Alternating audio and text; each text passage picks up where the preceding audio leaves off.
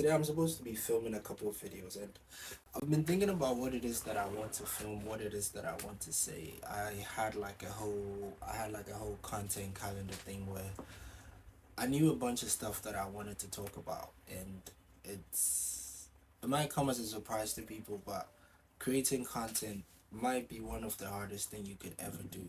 I feel like creating content and coming up with concepts every single day, coming up with the things that you want to talk about might possibly be one of the top five hardest jobs ever.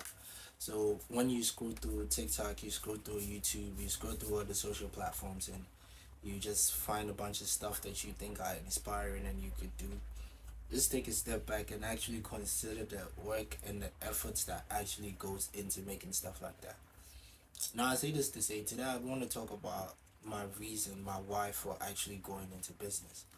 Because the trend in my country, the one thing that people do in my country is everybody just gets a job, work 9 to 5, go home on the weekend, spend time with the family, and then just repeat it. But there was no form of fulfillment in it for me, if I'm being honest. It was more of like I was doing it because everybody was doing it.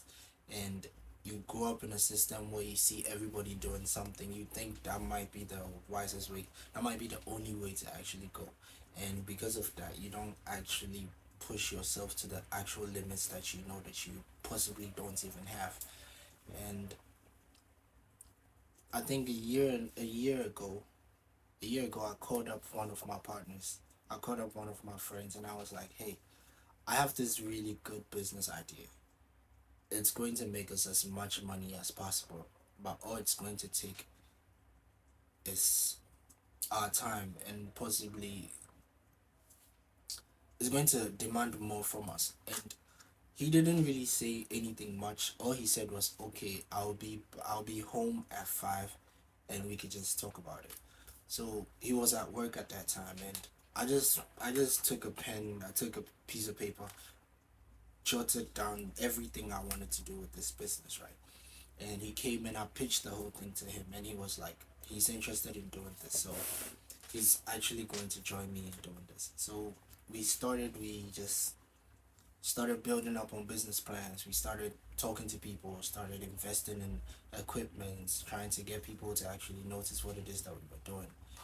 And one of the major setbacks that I faced was going into the business. I didn't understand the fact that people like to look at your previous work, some of the things that you've done prior to you actually telling them, hey, this and this and this is what I can do for you. People call it portfolios. And I didn't do my due diligence with stuff like that. I didn't understand that I had to build a portfolio, build a social proof for what it is that I wanted to do before people would even start considering me for the position that I'm actually asking them to fill in their business. And he took me to his job, right? Because since we are doing digital marketing, it's something that almost every single business in the world needs.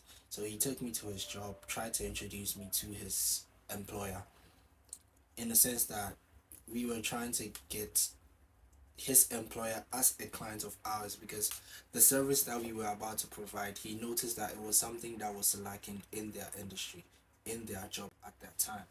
So I spoke to the CEO of that business, and we chopped it up a bit. He actually liked what it is that we were providing. But then his one question that he asked was, what is the portfolio for previous work that we've done? And what I told him was that we are just starting out, right? So this is something that we are also trying to build upon, and we would like to build a strong portfolio starting with him. At that time, I thought just because you have a good business idea, people would gravitate to it because they would see the value that you are actually bringing to them. I, that was my first mistake as a business owner, because I didn't know that people would always choose what it is that they want to do with themselves. No, let me not say it like that. That was the first setback that I faced. I didn't know that people would always look at your credibility. Well, credibility is one thing that people look at, but I didn't know it would affect the growth of my business. People would That would be like the first things that people would actually go for.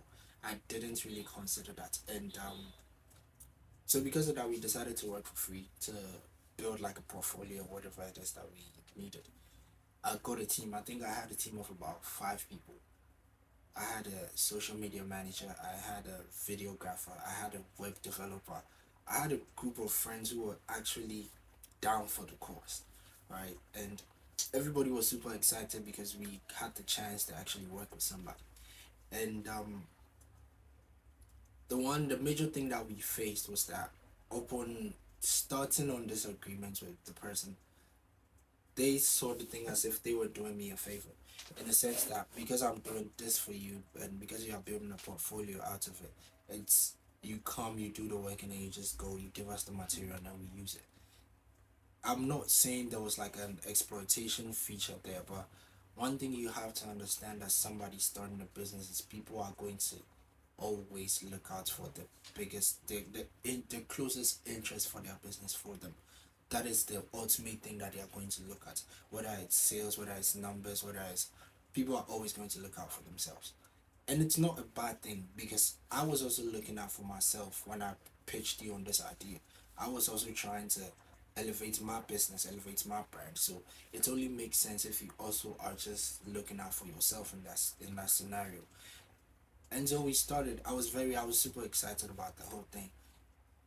But then it got to a point of commitment and accountability because one, there was not a monetary factor in there. So it was like this person allows you to do what they feel is necessary for their business growth, not ideally what you need to actually do for your business. Because at the end of the day, like I said, everybody is going to look out for themselves. And it continued like that for a while. And then I realized that in my attempts to actually build a portfolio, I was doing free work without getting even the portfolio in return because my team could do market research and say, okay, this is how we could push this business. And then you pitch it to them and then they just shut it down. Oh, it was more of like a authoritative thing, like this thing, because they obviously they were not paying for it, so they were not even considering it. And it was like, we could do this for you, but then if you don't allow us to do it, how are we even going to tell people that hey, this is what we could do and we did it for this person? So there was that commitment and accountability problem, and that was like the first setback I ever felt, because then it was like, am I growing or I'm not growing? Because now it's like I'm doing what it is that I think would be beneficial to my business, but then I'm not being allowed the space and the trust to actually do it.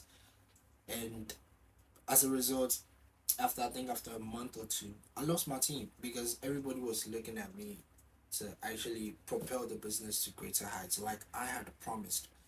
And it was I genuinely lost the whole team. Nobody actually stayed.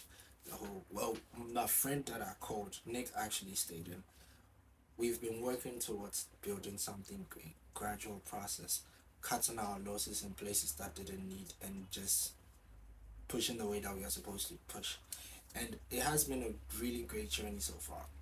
I think the person I was a year ago and the person I am now are two different people, in the sense that I'm more willing and able to articulate what it is that I want from partnerships and businesses and things of those sorts. And it has really helped propel my business the way I want it to go. Well, not entirely the way I want it to go, but in a much better way for me to actually grow as a business brand. So I appreciate all the support, everybody who has been rocking with me through the times. I just appreciate the inputs that you put in, and I hope to actually meet people's expectations and just do the things that I'm supposed to do.